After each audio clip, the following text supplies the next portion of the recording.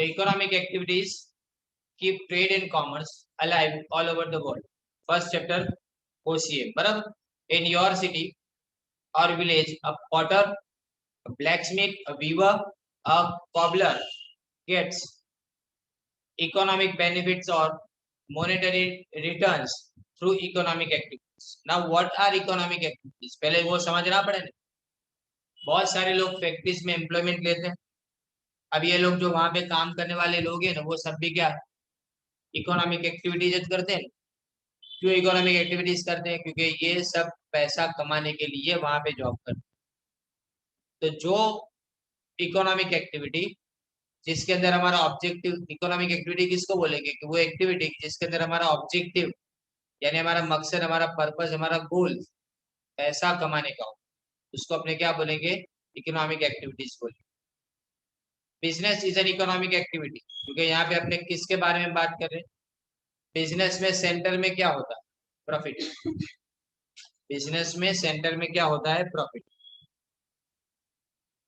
Besides, business, profession, and employment are also the types of economic activity. Human needs are increasing continuously. इंसान की जरूरतें बढ़ती जा रही. Man has to perform economic activity to satisfy his needs. For example, farmer produces food grains, lawyer charges fees for representing a case in the court on behalf of his client. सब लोग अलग अलग अपना नाम देते हैं. मैं fees बोलूंगा, मैं आपको क्या बोलूंगा? मैं फीस चार्ज करता हूं ऐसा. And a worker gets wages, पगार मिलता है उसके लिए. On behalf of his in the factory, sorry. And all these activities जैसे इकोनॉमिक, इन सब के अंदर मॉनेटरी रिटर्न यानी कुछ ना कुछ रिटर्न में कमाने का हमारा मकसद होता है. दैट्स व्हाई ये क्या है? Economic. Some persons in society perform activities without aiming at economic benefits or monetary returns. जैसे सोशल वर्कर कल दूध की थैली डिस्ट्रीब्यूट की 3000. यस, टीम रिवॉल्यूशन इंडिया नाम का एक ऑर्गेनाइजेशन, उसने दूध में प्राइस बढ़ी ने तो इसका विरोध करने के लिए क्या किया? 3000 दूध की थैली मफत में. अगर तुमने नरेंद्र मोदी के साथ में फोटो कराया हो तो 10 थैली मिलेगी. सीएम के साथ में फोटो कराया हो या डेप्यूटी सीएम के साथ में तो 5 थैली मिलेगी मफत में. किसी कॉर्पोरेटर के साथ में तो 2, और अगर किसी के साथ में भी नहीं तो खाली ऐसा बोलो ने कि बहुत हुई महंगाई की मार, अब की बार महंगी सरकार. ये इतना बोलो तो 1 थैली बोलो. पहले पेट्रोल ऐसा दिया था, थोड़े दिन पहले पेट्रोल 100 लीटर पेट्रोल दिया था. 300 या तो 100 लीटर, 300 लीटर, सबको 1-1 लीटर फ्री में ऐसा. पर आज के साथ बोलना पड़े ऐसा. There is no objective of economic benefit, monetary consideration or money return. कोई रिटर्न नहीं चाहते हम क्या चाहते हैं? हम सिर्फ सोशल सर्विस चाहते हैं. So they are non-economic activities. Now, if we talk about economic activity, the economic activity means an activity carried out with the objective of economic benefit or monetary consideration. पैसा जहाँ पे centre में हो वो economic activity. Return जहाँ पे centre में हो economic activity. Man has to perform certain activity for his livelihood so that he can satisfy his needs by getting money. तो पैसा रिटर्न में चाहिए हमको. तो हम सुबह से लेके शाम तक पेरेंट्स हमारे जो भी एक्टिविटीज करते हैं वो एक्टिविटी में वो क्या चाहते हैं कि कुछ पैसा मिले जिससे हम अपनी जरूरतों को पूरा कर पाए. So they are all economic activities. All economic activities are called productive activities, कि वहां पे प्रोडक्शन हो रहा है कुछ ना कुछ. A person doing economic activity satisfies the need of others. तो हम दूसरे की नीड्स को सेटिस्फाई करते हैं.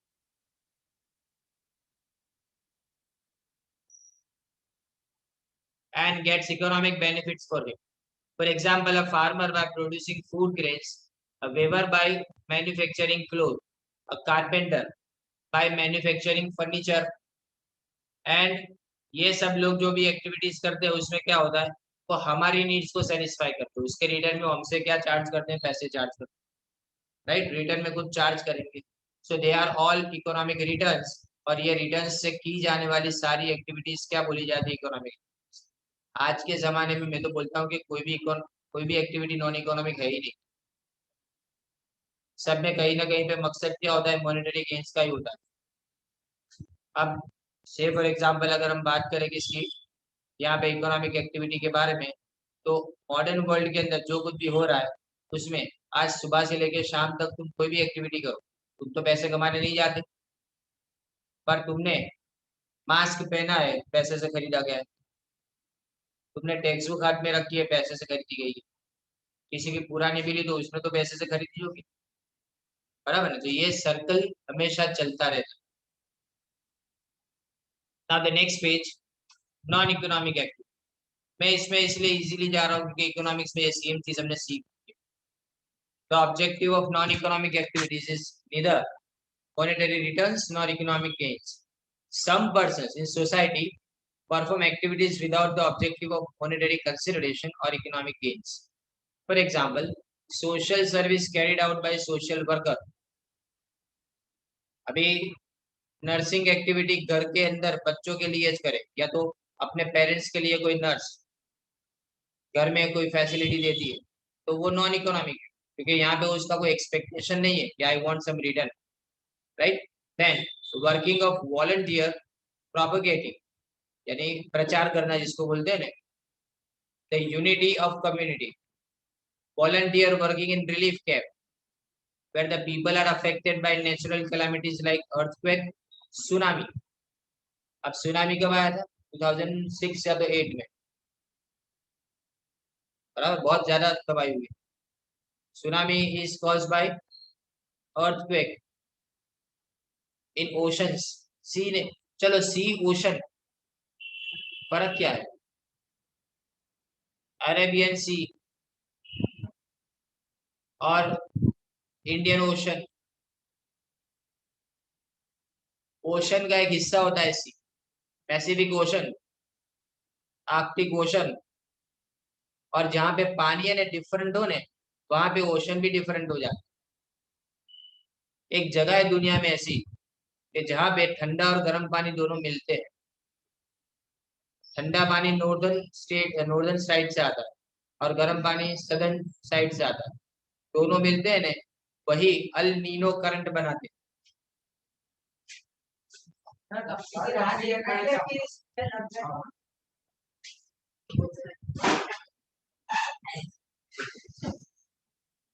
तो ये अल नीनो करंट है ना, वो आज जो बारिश ज्यादा होती है कि कम होती है ना, उसके लिए रिस्पॉन्सिबल है। एक बार ये करंट की इफेक्ट चालू हुई ना तो 7-8 साल तक रहती है। अभी इसलिए ज्यादा बारिश हो रही है, हर साल हो रही है ना, अभी नहीं भी हो रही है उसके पीछे भी कहीं ना कहीं पे यही है। बोलो, ऐसे ऐसे करंट भी होते हैं जो अपने को करंट मारते are called non-economic activities.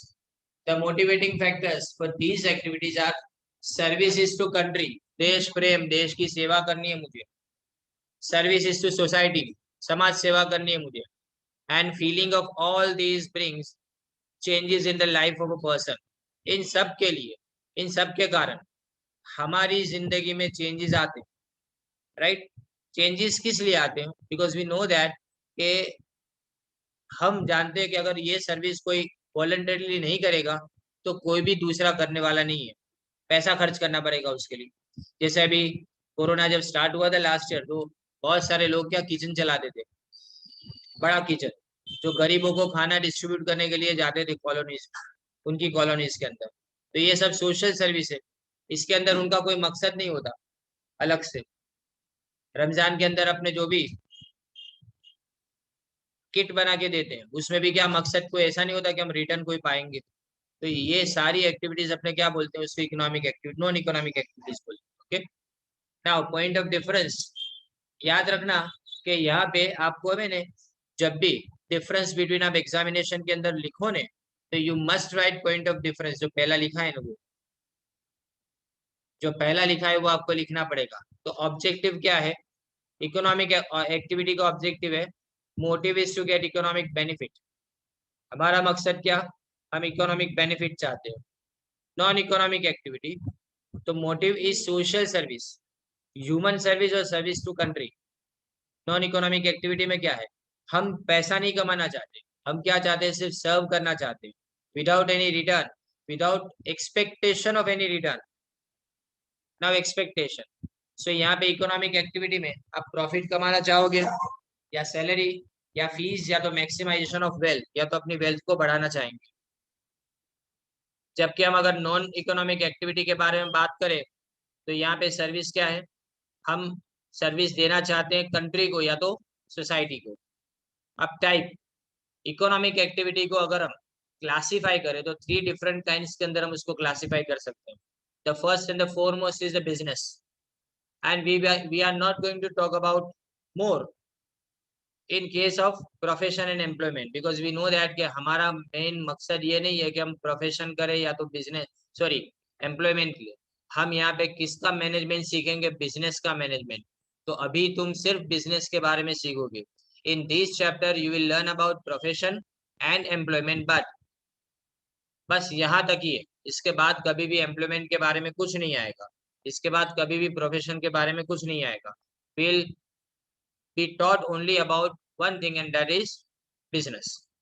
और नॉन इकोनॉमिक एक्टिविटी की कोई टाइप नहीं होती है। Risk and uncertainty, there remain risk and uncertainty, कोई रिस्क नहीं, कोई अनसर्टेनिटी नहीं। जबकि नॉन इकोनॉमिक एक्टिविटी की बात करें, सॉरी, नॉन इकोनॉमिक एक्टिविटी में कोई रिस्क, कोई अनसर्टेनिटी नहीं, जबकि इकोनॉमिक एक्टिविटी के अंदर there are always certain risk and uncertainty. अब कोई पूछे कि रिस्क क्या और अनसर्टेनिटी क्या, रिस्क से ने पहले से पता है कि आग कहीं पे भी लग सकती है, दैट इज रिस्क। अनसर्टेनिटी के आगे पता ही नहीं है कि कोरोना होने वाला है, बात समझे, ये अनसर्टेनिटी, यानी ये बीमारी जाएगी वो पता नहीं था किसी को पूरी दुनिया में, दिस इज अनसर्टेनिटी। और रिस्क क्या नहीं, कि ऑलरेडी कैलकुलेटेड होता है, पहले से पता है तुमको कि ये हो सकता है, अर्थक्वेक आ सकता है। लोग ऐसा मानते हैं कि रिस्क और अनसर्टेनिटी को डिफरेंशिएट करना होने, तो जिसका इंश्योरेंस निकाल सकते हैं ना अपने, वो सारे रिस्क है, और जिसका इंश्योरेंस नहीं निकल सकता वो सब अनसर्टेनिटीज है। पर अब तो है ना, सभी का इंश्योरेंस निकलता है, पता है, लॉस ऑफ प्रॉफिट का भी इंश्योरेंस निकाल सकते हो। अब देखो types of economic activity. First will see about business, business, that is business. लोगों को है ना बिजी बोलना भी नहीं आता है, मैं बहुत बिजी हूँ या बिजी हूँ, बी और जी ये अलग अलग कैसे हुआ, बिजी, फटाफट बोलना है बिजी। लोग बोलते क्या, बिजी हूँ, बी भी लंबाएंगे, जी भी लंबाएंगे, ऐसा। Now the term business is derived from English word busy, which means to remain active or to be active continuously। So यहाँ पे बिजनेस का मीनिंग जानने से पहले तुमने पहले से ही ये डिसाइड कर लिया कि जो भी एक्टिविटी अपने बिजनेस के अंदर करेंगे that will be done continuously, it is not for once in a while या तो once in a blue moon जिसको बोला जाता है, वैसा नहीं होता। Business is carried out with the motive of getting profit and wealth। अब सवाल के प्रॉफिट और वेल्थ क्यों लिखा है यहाँ पे, वाई वेल्थ, वेल्थ क्यों लिखा, पैसे कमाएंगे ठीक है चलो, प्रॉफिट कमाएंगे समझ में आया, but what is wealth creation. Now हमारा है ना पूरा टारगेट चेंज हो गया है। आपने अभी सुना होगा कि मुकेश अंबानी पूरे एशिया के नंबर 1 बिजनेसमैन में, पैसे वालों में नंबर 1 एशिया में, ऐसा अभी आपने सुना हो। फिर अडानी आ गए बीच में, गौतम अडानी, इनकी स्टोरी भी रैग स्टोरी चीज है, गरीबी से इतना बड़ा क्रिएट करना यहाँ तक। पर अगर हम बात करें यहाँ पे कि ये पहले नंबर पे है, तो मतलब क्या, अभी ये ने गौतम अडानी को, उसके ऊपर कोई केस हुआ तो उसके बाद में उसकी प्रॉपर्टी एक दिन के अंदर 20% डाउन हो गई, तो मतलब क्या वो वापस गरीब हो गया, ये वेल्थ क्रिएशन है। मतलब क्या, आप जो शेयर्स इश्यू करते हो ना मार्केट में, इक्विटी शेयर जिसको बोला जाता है, ये सब आपको इसी सब्जेक्ट में सीखना है।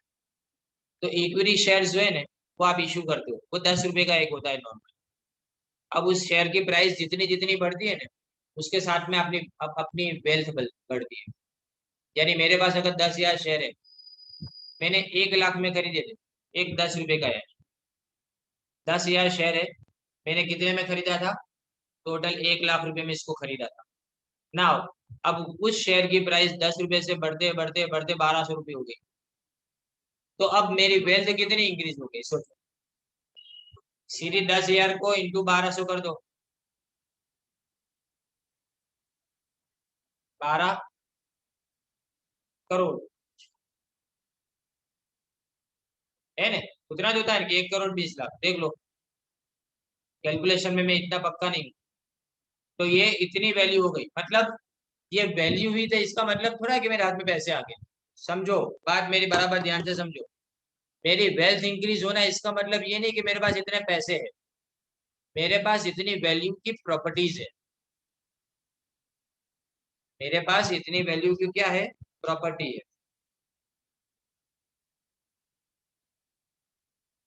क्लियर हुआ ये? अब आगे देखो।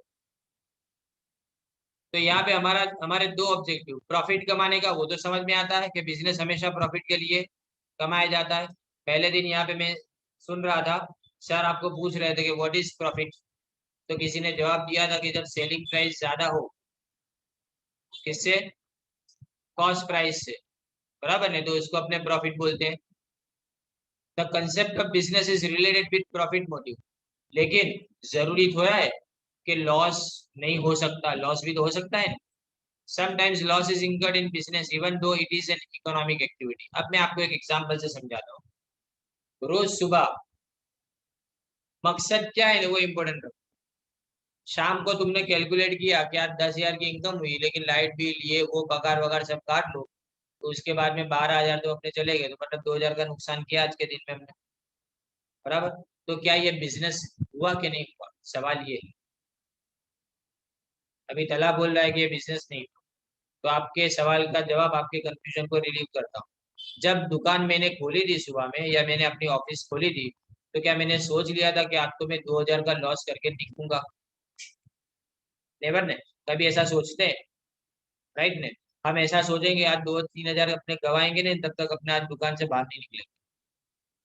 नहीं नहीं, जब मैं गया दुकान पे तो मैंने सोचा क्या, ऑफिस पे गया तब मैंने सोचा क्या, मैंने सोचा ये कि आज मुझे पैसे कमाने, मेरे प्रॉफिट होना चाहिए, मैंने ये सोचा था। यानी expectation is important, result is not. एक लाइन में सब कुछ आ गया। आपने एक्सपेक्टेशन प्रॉफिट का किया तो वो बिजनेस है। फिर चाहे लॉस हो, वो रिजल्ट नहीं मायने रखता अपने लिए। अपने लिए क्या मायने रखता है कि सुबह में दुकान खोलने के टाइम पे तुम्हारा एक्सपेक्टेशन क्या था। अगर आपका एक्सपेक्टेशन प्रॉफिट अर्न करने का है तो आप बिजनेस के अंदर हो। लेकिन अगर आपका एक्सपेक्टेशन प्रॉफिट अर्न करने का ना हो तो आप बिजनेस के अंदर नहीं हो। सिंपल। फिर रिजल्ट अपने नहीं देखते। तो ये कोरोना में बहुत सारे बिजनेस बंद रहे, तो कितनों का लॉस हुआ होगा, तो मतलब ऐसा कि वो बिजनेस अब नहीं रहा ना। वो बिजनेस तो है, क्योंकि उनका एक्सपेक्टेशन क्या था कि साल के आखिर में अपने प्रॉफिट करेंगे। पर अगर प्रॉफिट ना हो तो इसका मतलब ये नहीं होता कि वो बिजनेस नहीं, राइट। तो बिजनेस में क्या देखा जाता है, रिजल्ट नहीं, एक्सपेक्टेशन देखा जाता है। आपने मकसद क्या रखा था वो देखा जाता है। If your purpose is to earn profit, तो आप बिजनेस के अंदर हो। लेकिन अगर आपका पर्पस प्रॉफिट अर्न करने का नहीं है तो वो बिजनेस नहीं है। सिंपल बात। अब business means any legal economic activity with the motive of profit. अब हम डेफिनेशन थोड़ा अलग से समझा। पहले क्या लिखा है, बिजनेस मीन्स, फिर लिखा है एनी, यानी कोई भी, पर कैसी, ओनली लीगल एक्टिविटीज। तुम बोलो मैं तो चरस गांजा बेचूंगा, तो ये क्या हो गया, इलीगल एक्टिविटी, बराबर। मेरे को बाटलियां बेचने की दारू की, तो ये इलीगल एक्टिविटी, तो ये बिजनेस नहीं है। लीगल एक्टिविटी कोई भी करो, बट लिखा ये कि मोटिव, रिजल्ट नहीं, क्या मोटिव, यानी आपका मकसद क्या होना चाहिए, प्रॉफिट का। मैं आपको बार बार बोल रहा हूँ, अपने लिए जरूरी क्या है, मकसद, रिजल्ट नहीं। तो अब देखो, characteristics. Objective of profit. The fundamental objective of business is to obtain profit through economic activity. हम इकोनॉमिक एक्टिविटी करेंगे, प्रॉफिट कमाएंगे. In absence of profit there is no possibility of business. Profit नहीं तो business नहीं. Profit is essential to continue the business. अब अगर तुमको loss होता हो किसी बिजनेस के अंदर, चलो एक महीने तो लॉस हमने बेयर कर लिए, दूसरे भी करा, तीसरे महीने भी किया, फिर उसके बाद में अपने सोचना शुरू करेंगे नहीं बहुत हुआ, बंद करो ये तो घर के पैसे जा रहे हैं इसमें. तो मतलब अगर लॉस कंटिन्यूअसली होता रहेगा तो we are going to shut down the business we are indulging in. तो जिस बिजनेस के अंदर अपने वो बिजनेस को अपने क्या कर देंगे, बंद कर देंगे. तो the goods are sold at a higher price than the cost price, it is called profit. Profit किसको बोलते हैं? आप अगर गुड्स को ज्यादा प्राइस, यानी आगे बताया कि selling price is more than cost price, that is profit. अब जिस बिजनेस का प्रॉफिट ज्यादा हो ना,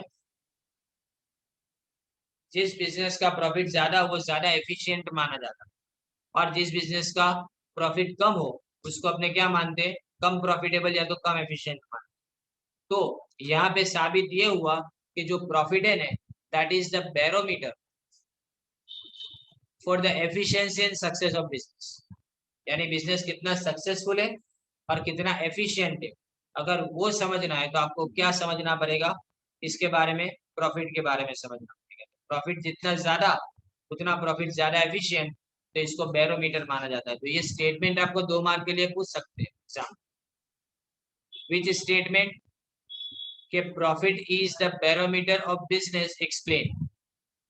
तो आपको प्रॉफिट का पूरा ऑब्जेक्टिव, ये पूरा पैराग्राफ आपको स्टार्ट करना है और उसको फिनिश करना. Okay, now next one, exchange of goods and service.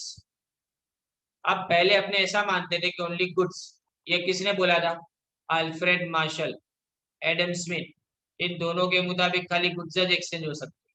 Economics में हमने देखा था. तो exchange of goods and services take place when goods and services are sold either by manufacturing or by purchasing. क्या करें? मैन्युफैक्चर करें. Manufacture करना आप जानते हो, यानी अगर मैं रॉ मटेरियल लाके उसको चेंज करता हूं और इसमें से फिनिश प्रोडक्ट बनाता हूं, then I am in the business of manufacturing something. But अगर मैं एक जगह से लाता हूं दूसरी जगह उसको बेच देता हूं, दैट इज ट्रेडिंग एक्टिविटी. उसको परचेज एंड सेल सिर्फ बोला जाएगा, उसको मैन्युफैक्चरिंग नहीं बोल सकते. Business involves exchange of goods and services. Goods physical form में होते हैं जिसको आप टेंजिबल बोलते हो. अकाउंट में आ गया ना ये वर्ड, टेंजिबल और इनटेंजिबल. टेंजिबल यानी क्या? जिसको आप देख सकते हो, दे आर टेंजिबल.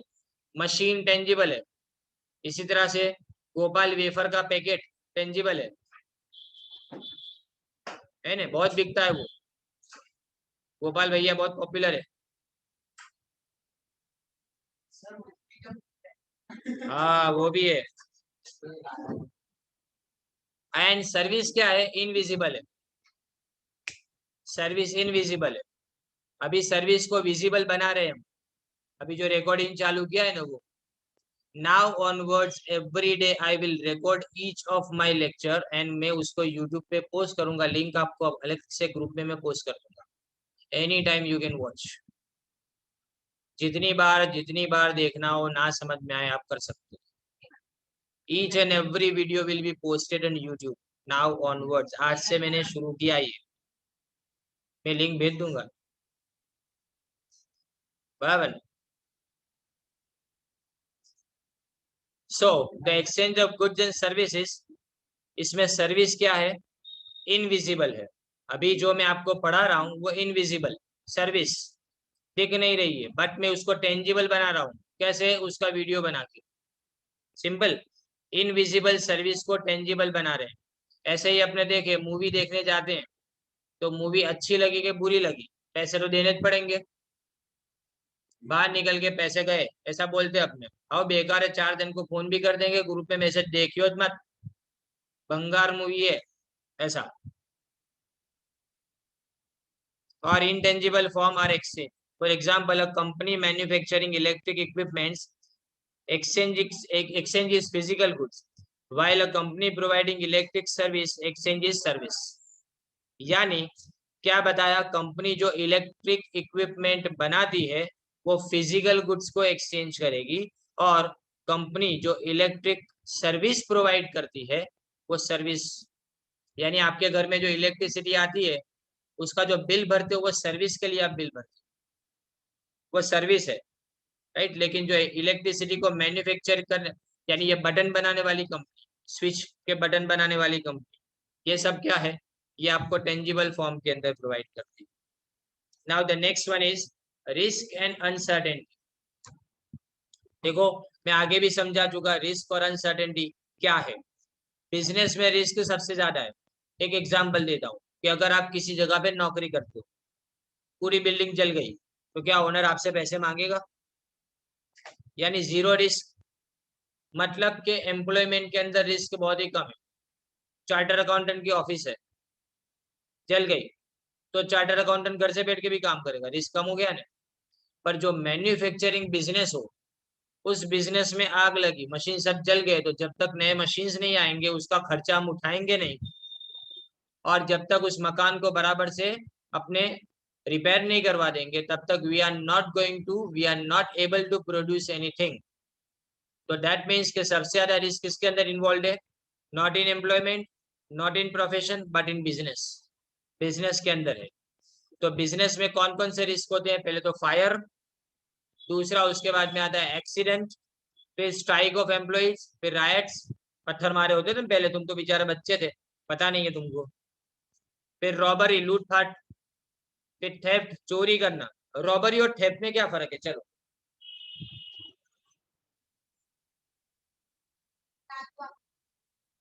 रात को आके चोरी करे वो रॉबरी, ऐसा गलत। देखो थेफ्ट यानी क्या, किसी की नजर चुरा के कोई चीज अपने चोरी कर लेना, वो थेफ्ट। लेकिन रॉबरी क्या होता है, वो जानता है उसको मार मार के उसके पास से छीन ले जाए, दैट इज रॉबरी। नुकसान करके अगर कुछ करो ने तो रॉबरी। घर में चोरी हुई, तुम सो रहे थे तो थेफ्ट, लेकिन तुमको बांध दिया, बहुत मारा, फिर लेके गए तो रॉबरी। इसलिए बैंक में क्या बोलते हैं? बैंक रॉबरी, क्योंकि बैंक में वो कैशियर बेचारा होता है, उसके सामने गन ताक के बोलेंगे चल सब खाली कर। फिर change in preference, decrease in demand, change in lifestyle of public, and taste, habit, competition, लोगों का टेस्ट बदल जाए। पहले नोकिया के फोन बहुत चलते थे, बराबर ने, क्योंकि वो सिम्बियन प्लेटफॉर्म बहुत पॉपुलर था। पर एंड्रॉइड आया तो नोकिया संभला नहीं उसके अंदर, और नोकिया कंपनी बंद हो गई, एचएमडी ग्लोबल ने उसको खरीद लिया। अब बाद में नोकिया के जितने भी फोन आते हैं वो नोकिया की पेरेंट कंपनी यानी ओरिजिनल कंपनी नहीं बना रही है, वो कोई दूसरी कंपनी अब बना रही है, यानी ब्रांड की ब्रांड पूरी बिक गई 2 साल के अंदर। तो लोगों की हैबिट और टेस्ट चेंज हो गया। देन आफ्टर कंपटीशन, कंपटीशन अगर बढ़ जाती है तो बिजनेस को ये रिस्क का सामना करना पड़ता है। चेंज इन टेक्नोलॉजी, टेक्नोलॉजी बदल जाए तो पुरानी मशीन्स को बदलना पड़ेगा, उसी वक्त तो खर्चा करना पड़ेगा ना ज्यादा। while natural risks like tsunami, earthquake, storm are also involved. All these risks adversely affect the income of the business. ये सब रिस्क तुम्हारे बिजनेस को परेशान करेगा, बिजनेस की अर्निंग कैपेसिटी को परेशान करेगा।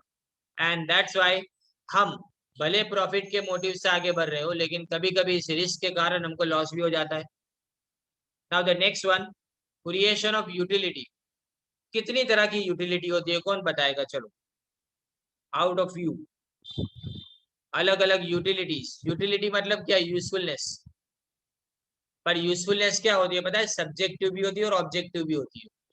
डायबिटीज के पेशेंट के लिए डायबिटीज के इंजेक्शन मायने रखते हैं, पर मेरे लिए नहीं रखते। अभी कोई बोले कि मार्केट में डायबिटीज के इंजेक्शन की स्कैरसिटी है, तो मुझे क्या, मुझे डायबिटीज है नहीं। तो स्कैरसिटी भी कैसी चीज है? रिलेटिव इन नेचर, किसी के ऊपर डिपेंड करती है, राइट। अब ऐसी बात कि कोरोना की दवाई नहीं मिल रही थी, वो टोसिलीजुमेब, खतरनाक नाम वाले इंजेक्शन, और रेमडेसिविर, ये मार्केट में अवेलेबल नहीं थे। तो अपने लिए कोई मकसद नहीं था उसका, या मतलब नहीं था, क्योंकि हमको हुआ नहीं था। लेकिन जिनको जरूरत थी, नहीं मिल रहे थे, वैसे लोगों के लिए उसके अंदर यूटिलिटी है। तो यूटिलिटी, पहली बात फॉर्म यूटिलिटी, मैं फॉर्म चेंज करता हूँ। प्लास्टिक में से मैंने कोई यूजफुल ये ग्लास बना दिया समझो, या कूलर बना दिया, तो ये क्या हो गया, उसकी फॉर्म को मैंने चेंज किया, एंड फॉर्म चेंज करने के बाद उसकी यूटिलिटी बढ़ जाती है। रास्ते पे ईंट पड़ी हो तो देखेंगे भी नहीं, लेकिन उस ईंटों से मकान बना दिया तुमने, तो फॉर्म चेंज हो गया, फॉर्म चेंज हो गया, यूटिलिटी बढ़ गई।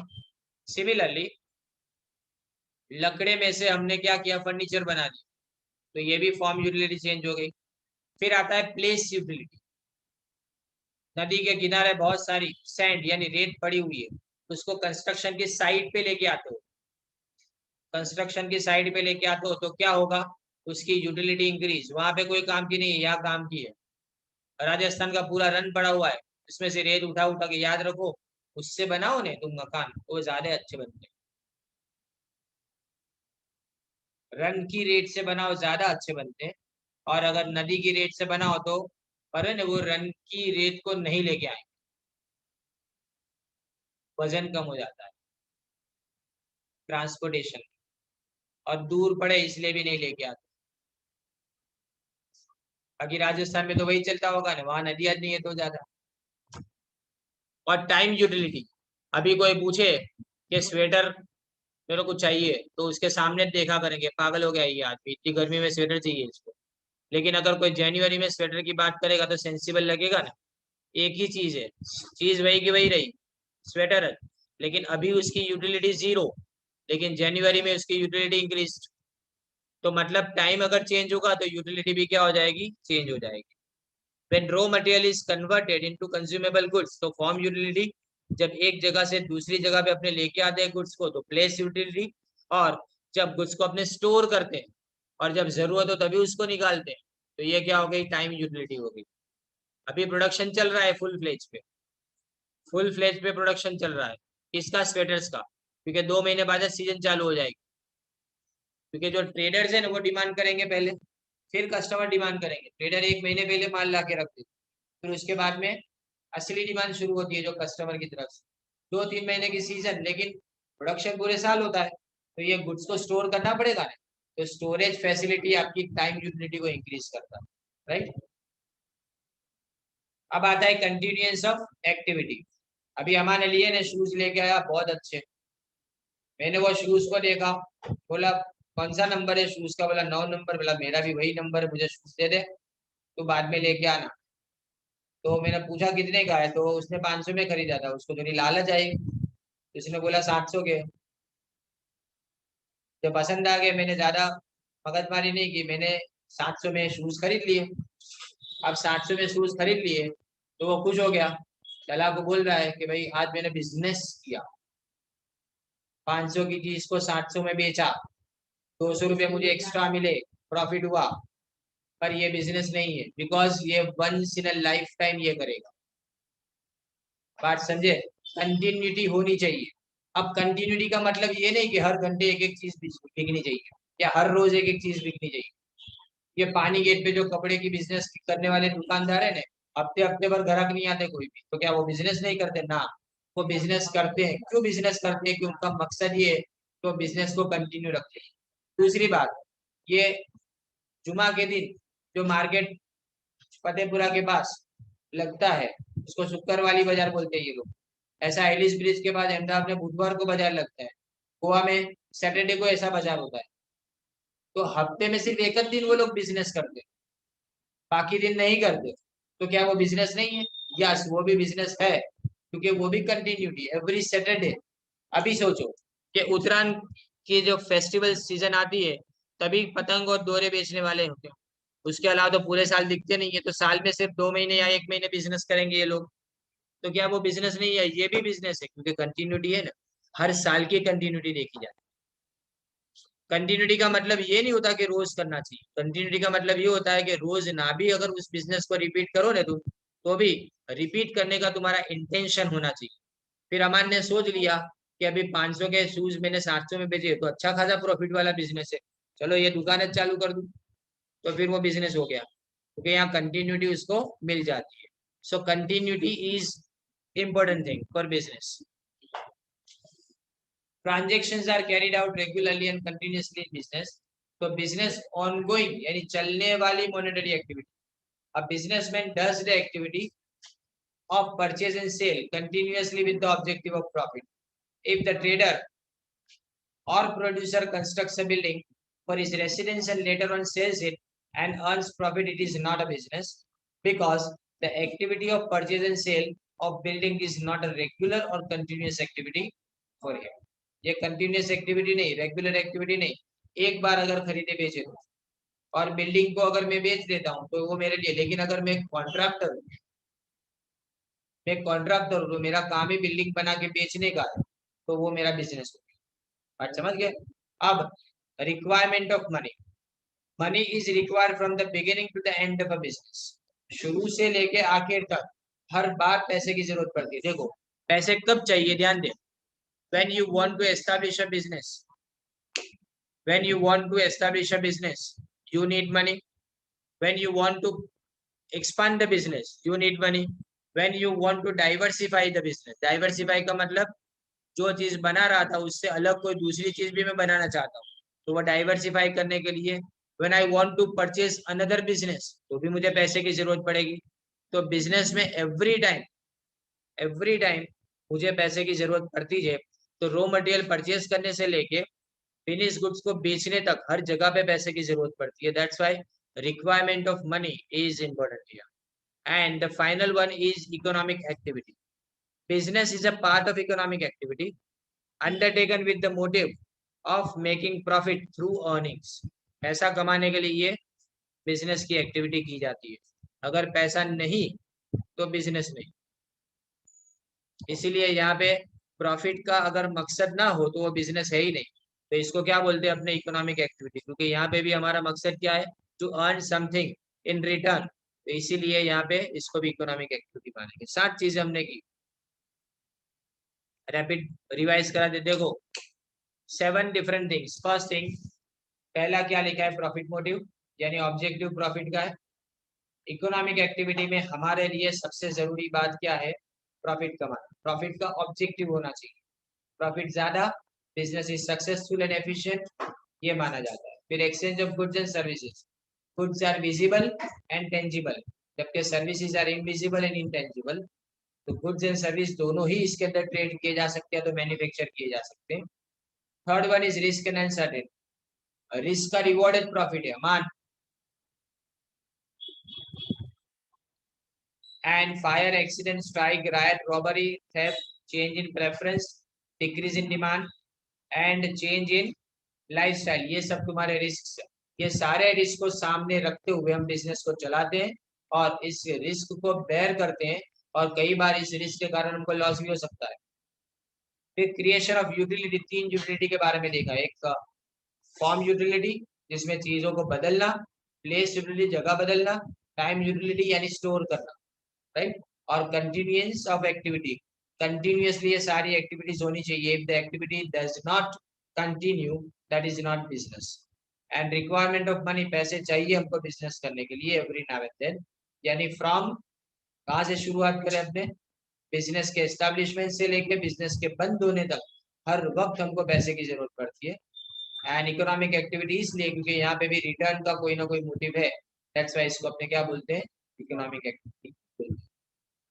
अब आता है देखो ऑब्जेक्टिव, सिर्फ उसका इंट्रोडक्शन समझा रहा हूँ। दो the primary objective of business is making profit, main objective तो पैसे कमाने का। More than one objective are accepted due to awareness among customers, restrictions of state and changing conditions. Aware customer भी चाहते हैं कि तुम खाली अकेले प्रॉफिट कमा के ना चले जाओ, आफ्टर सेल सर्विस भी वो आपसे मांगेंगे। टेलीविजन लिया नहीं चला तो आप फोन करोगे ना, 1 साल की वारंटी देते हो, बराबर। उसी तरह से ये जो बिजनेस हाउसेस है, वो बिजनेस हाउसेस आपके लिए CSR यानी कॉर्पोरेट सोशल रिस्पॉन्सिबिलिटी पूरी करने का काम करते हैं। ये सर्कल जो बनते हैं ना रास्ते के बीच में, 4 रास्ते होते हैं वहां, वो सर्कल को मेंटेन करने का कोई एक कंपनी उठा ले, तो ये क्यों करते हैं वो लोग, ये सोशल रिस्पॉन्सिबिलिटी। आप काला घोड़ा सर्कल देखोगे तो वहां पे लिखा हुआ है बैंक ऑफ बड़ौदा हर जगह। क्या उनको खुशी होती है बैंक ऑफ बड़ौदा लिखने में? ना, वो सर्कल है ना, उसका पूरा मेंटेनेंस किसके जिम्मे है, पूरा खर्चा बैंक ऑफ बड़ौदा के। सिमिलरली जो अपने कौन सी जगह पे जाएंगे, एयरपोर्ट वाले रोड पे जाएंगे ना, एयरपोर्ट वाले रोड, तो दोनों साइड के ऊपर एल्स्टॉम लिखा होता है। तो मतलब दोनों साइड पे जो भी गार्डनिंग किया गया है, जो भी प्लांटेशन किया गया है, उसकी पेमेंट जो भी है उसकी सबकी जिम्मेदारी किसकी है, एल्स्टॉम कंपनी की है। तो ये सोशल रिस्पॉन्सिबिलिटी, यानी सिर्फ पैसे कमा के बिजनेस को अब ऐसा नहीं कि छुट्टा हो जाएगा, बिजनेस को क्या करना है now, it has to fulfil certain social responsibilities as well. तो इसीलिए यहाँ पे अपने दोनों तरह के ऑब्जेक्टिव्स के बारे में कल बात करें। So we are ending this today.